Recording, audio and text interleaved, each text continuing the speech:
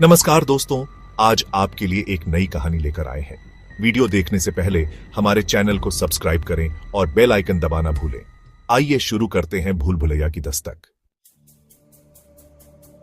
कहानी शुरू होती है एक पुराने किले से जिसका नाम था नरकगढ़।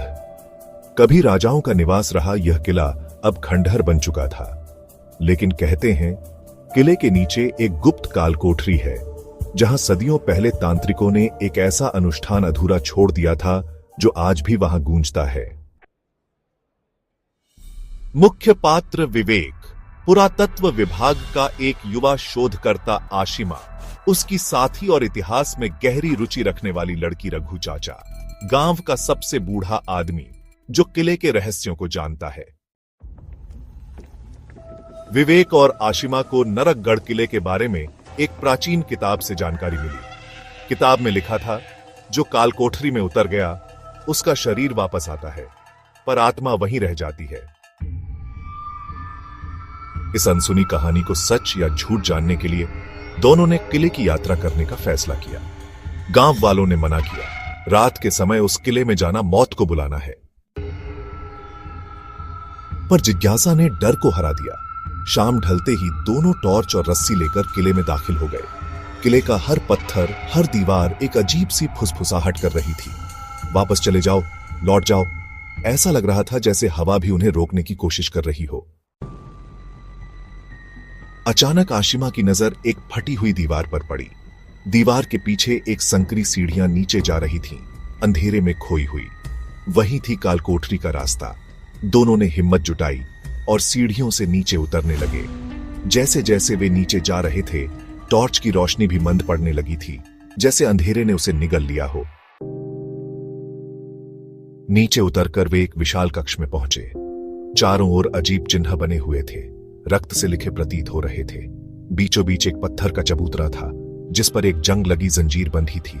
और तभी एक तेज झोंका आया। चबूतरे पर पड़ी जंजीर हिलने लगी, खड़क खड़क। टॉर्च की रोशनी अचानक बंद हो गई। सन्नाटा, फिर एक धीमी सी कराह, मुझे मुक्त करो। किसी के फटी हुई आवाज ने कमरे को कंपा दिया। विवेक और आशिमा ने जल्दी से टॉर्च ठीक करने की कोशिश की, लेकिन जब रोशनी वापस आई तो देखा चबूतरे के पास एक काला साया खड़ा था। बिना चेहरा, बिना आकार, बस एक छाया। साया धीरे धीरे उनकी ओर बढ़ने लगा। कमरे के दरवाजे खुद ब खुद बंद हो गए और कालकोठरी के अंधेरे में एक बार फिर वही फुसफुसाहट गूंज उठी। अब तुम भी इसी का हिस्सा बनोगे। कालकोठरी भाग 2, अंधेरे का सौदा। कालकोठरी के बीचों बीच वह काला साया धीरे धीरे विवेक और आशिमा की तरफ बढ़ रहा था। हर कदम के साथ माहौल और भारी होता जा रहा था, जैसे खुद समय भी थमने लगा हो। आशिमा ने हिम्मत करके पीछे एक पत्थर उठाया और साए पर फेंक दिया, पर पत्थर बीच में ही रुक गया। हवा में लटकता रहा और फिर खुद पिघलकर काली राख में बदल गया। विवेक ने फुसफुसाते हुए कहा, हमें यहां से निकलना होगा। लेकिन जब उन्होंने मुड़कर देखा तो सीढ़ियां गायब थीं। जिस रास्ते से आए थे वहां अब सिर्फ दीवार थी, ठंडी पत्थर की सख्त दीवार। अचानक कमरे के चारों कोनों में लाल दिए जल उठे और फर्श पर उभरे पुराने प्रतीक चमकने लगे। बीच चबूतरे पर एक पुरानी किताब अपने आप खुल गई। किताब के पन्ने तेजी से पलटे और फिर एक पन्ने पर रुक गए।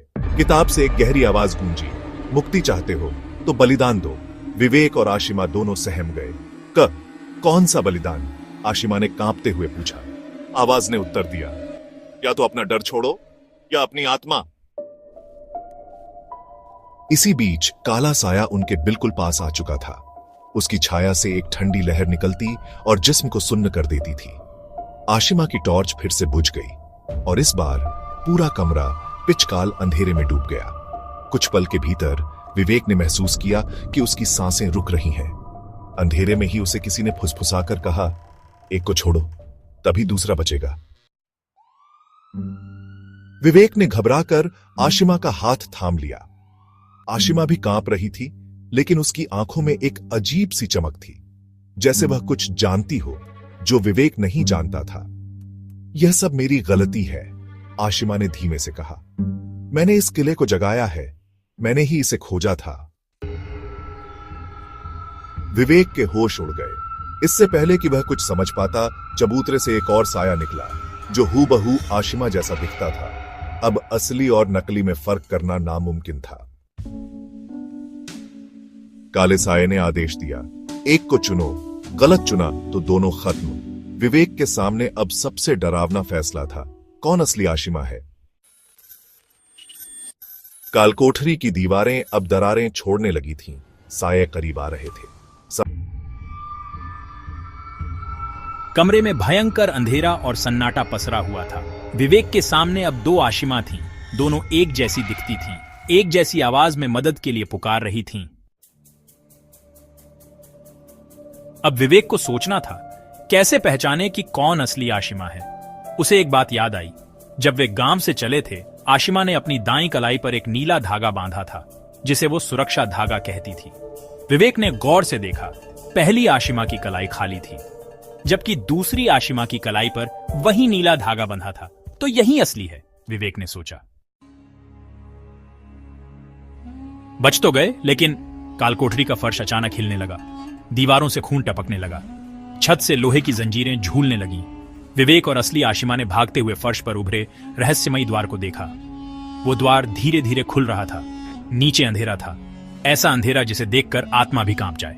एक गहरी आवाज फिर गूंजी, अगर सच जानना है तो उतरना होगा, नहीं तो हमेशा के लिए यहीं फंस जाओगे।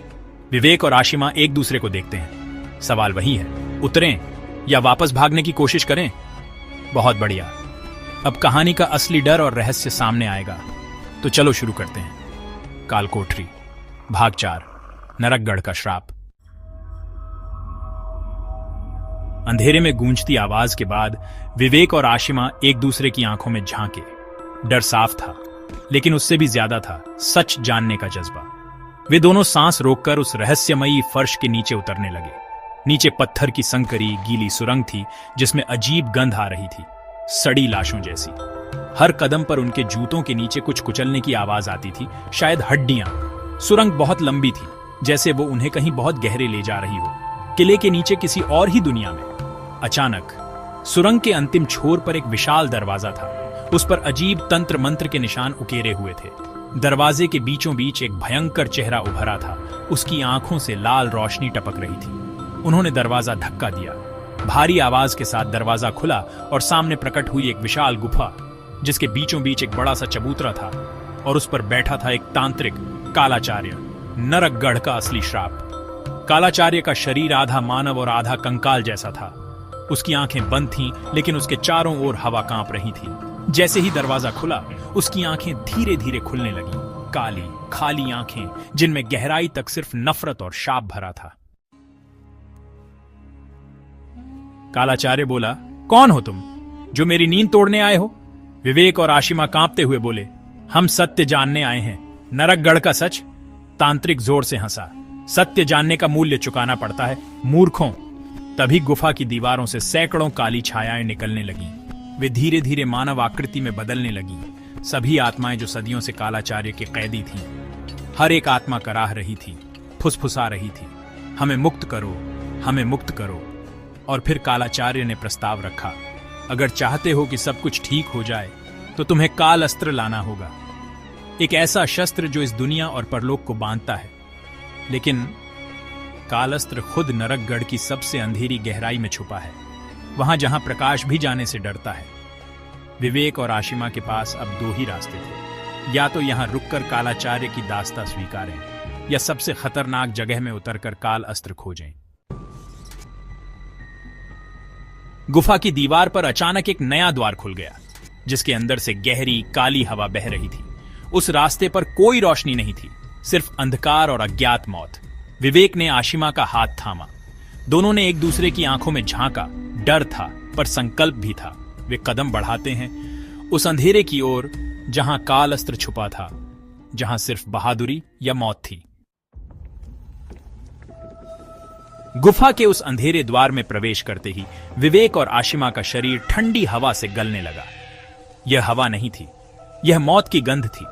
हर कदम के साथ ऐसा लगता था जैसे कोई अदृश्य हाथ उन्हें पीछे खींच रहा हो। आशिमा बोली, हमें मजबूत रहना होगा।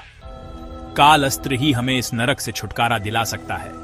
वे दोनों टॉर्च की कमजोर रोशनी में आगे बढ़े। आसपास सिर्फ पत्थर की दीवारें थीं, जिन पर खून के धब्बे और अजीब से प्रतीक उकेरे थे। हर कुछ कदम पर कोई पुरानी हड्डी बिखरी पड़ी मिलती, जैसे सैकड़ों लोग पहले भी यहां आए थे और फिर कभी लौटे नहीं। अचानक सामने एक विशाल खाई आ गई। नीचे झांकने पर सिर्फ गहरा अंधकार था, इतना गहरा कि उसे देखकर आत्मा भी सिहर जाए। खाई के बीचों बीच हवा में तैरती एक चमचमाती वस्तु दिखी। काल अस्त्र, एक अजीब सी चमकती तलवार जिस पर रहस्यमयी नीली लपटें लिपटी हुई थीं। लेकिन सवाल था, वहां तक कैसे पहुंचे? खाई के दोनों ओर दीवारों से अजीब जीव निकलने लगे, छाया जैसे प्राणी जिनके चेहरे इंसानों जैसे थे, लेकिन आंखें खाली और डरावनी। वे फुसफुसाते हुए पास आ रहे थे। रुको, रुको, आगे जाना मना है। तभी आशिमा ने देखा, दीवार के किनारे एक पत्थरों का पतला पुल था, इतना पतला कि एक फिसलन भी मौत ला सकती थी। विवेक ने बिना सोचे पुल पर कदम रखा। हर कदम के साथ नीचे से आती अजीब आवाजें उसे पागल करने लगीं। वापस जाओ, ये अस्त्र तुम्हारा सर्वनाश लाएगा। लेकिन विवेक डगमगाया नहीं। आशिमा ने भी उसका हाथ थाम लिया और दोनों धीरे धीरे खाई पार करने लगे।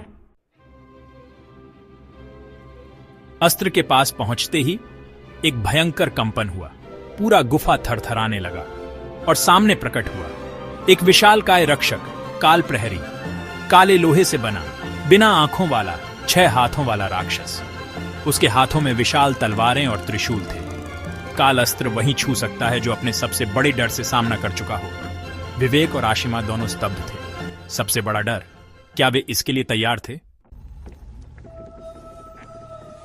और तभी रक्षक ने अपने हाथ हवा में लहराए और सामने आ गया विवेक का सबसे बड़ा डर, उसकी मरी हुई मां का भूतिया रूप। और आशिमा के सामने उसका सबसे बड़ा डर, बचपन में देखा गया वह चेहरा जिसने उसकी जान लेने की कोशिश की थी। दोनों के सामने अब उनके अतीत का सबसे भयानक डर खड़ा था। अगर वे डर गए तो सब कुछ खत्म था। अब सवाल था, क्या विवेक अपनी मां के प्रेत को पहचान पाएगा? क्या आशिमा अपने पुराने डर को हरा पाएगी? क्या वे काल अस्त्र तक पहुंचकर नरकगढ़ के श्राप को खत्म कर पाएंगे? सब कुछ अब उनके साहस और विश्वास पर टिका था।